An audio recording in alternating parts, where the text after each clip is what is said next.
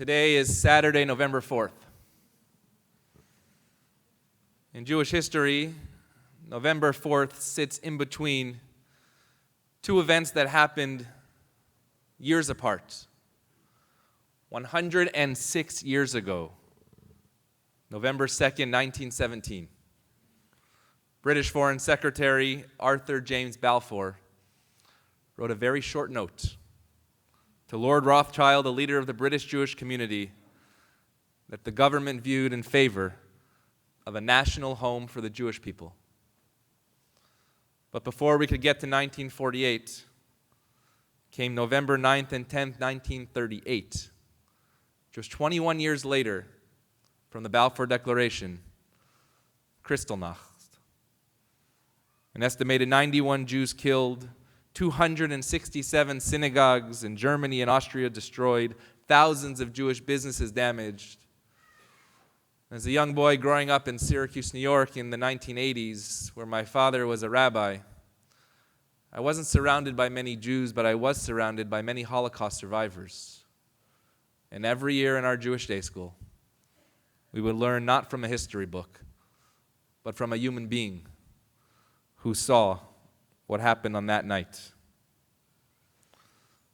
Those days of Jewish suffering have come alive again, and yet there is Jewish suffering, but as Jonathan Greenblatt reminded us, there are also angels that are literally in front of our eyes. And there's no better example than our forefather Abraham to find out a formula of how we can find them and how we can allow them to inspire us.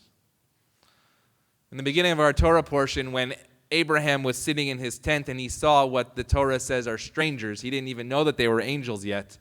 The word that is repeated is vayar. It means and he saw. Because just like we teach our own children, stranger danger. If you see somebody, don't talk to them. And so the Torah says vayar. The first time he looked at them, they might have looked strange and they were causing trouble, but really, the second time the Torah tells us that is that they wanted to make him comfortable.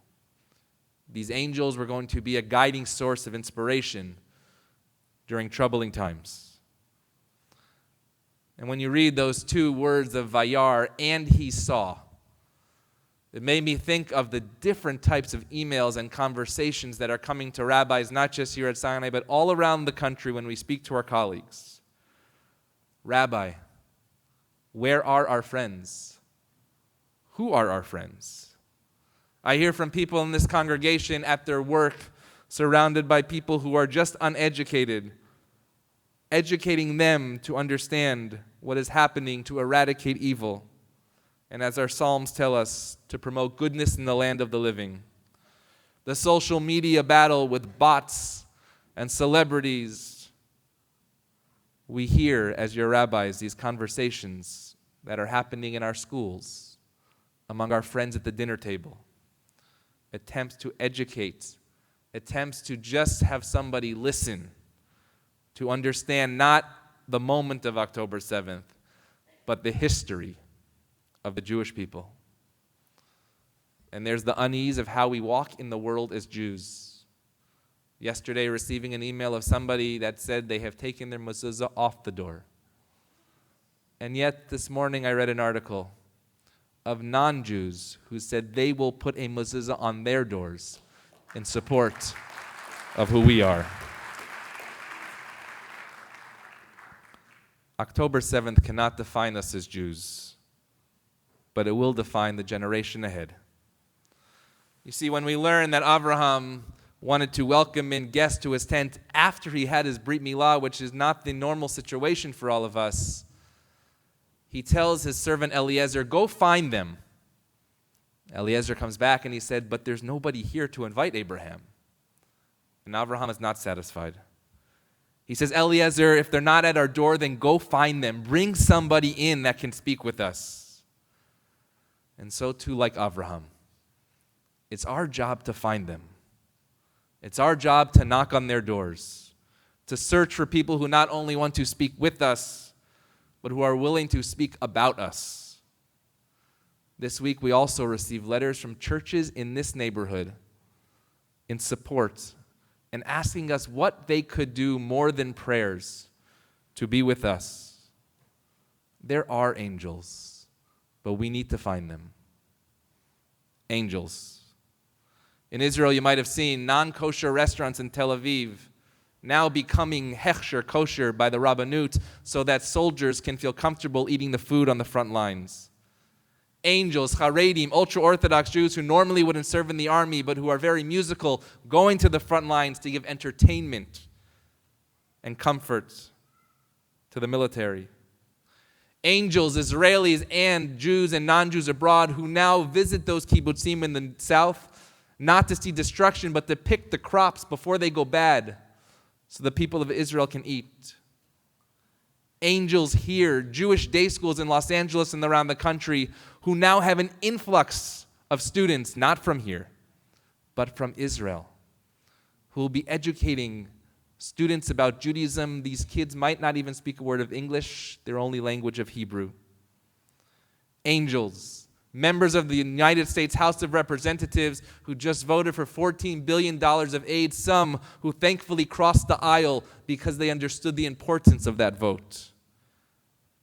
Angels, our high school and college students who will not back down from their professors and administrations, but who will demonstrate their Jewish pride and who so desperately need our help. Angels, even in my favorite world of sports. You might have seen Denny Avdiha, the only Israeli in the National Basketball Association who plays for the Washington Wizards. He was playing a game in Atlanta against his own team, and after the game, he was given an Israeli flag, and he draped it over his shoulders like a talit on the court, and the crowd stood and sang Hatikva.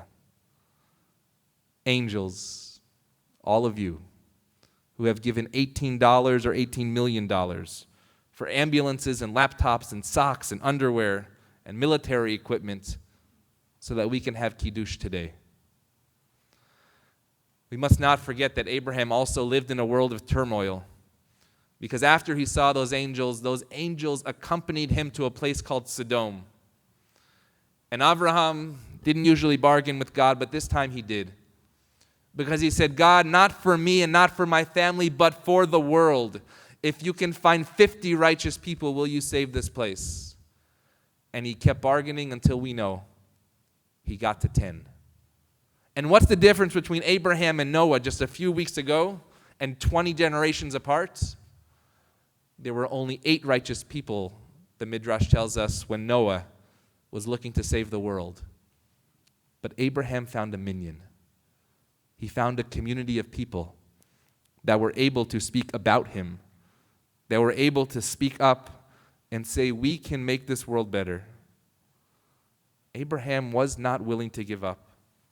He needed to find those 10 people, and those 10 people needed to find him, because he had invested in this covenant with God that one day that nation would be great. 106 years ago, Arthur Balfour gave us the privilege of working towards a historic return to our homeland. And over this last century, we have all faced these challenges.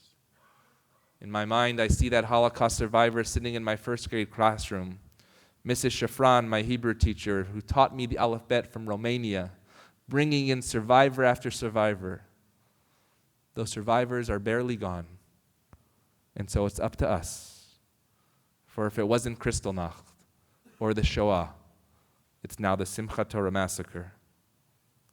And yet, when you read the Midrash about Abraham and bargaining for righteousness in the world, there's a line that often gets overlooked. Because the Midrash tells us when he describes Abraham that God will not keep silent about heroic acts. God will not keep silent about heroic acts that occur. That should be our charge today. For one day, when our children, when Alexis and her siblings, and her classmates and her peers, when they look back into what these days we know are historic, the days that we are living in now, we pray that they too will say, it was not just them, but it was the acts of angels that entered our tent, that we brought into our tent, that will allow us to continually be an Or LaGoyim, a light unto the nations, full of hope, full of goodness, and ultimately, the people of who we are, the people of Shalom, the people of peace. Shabbat Shalom.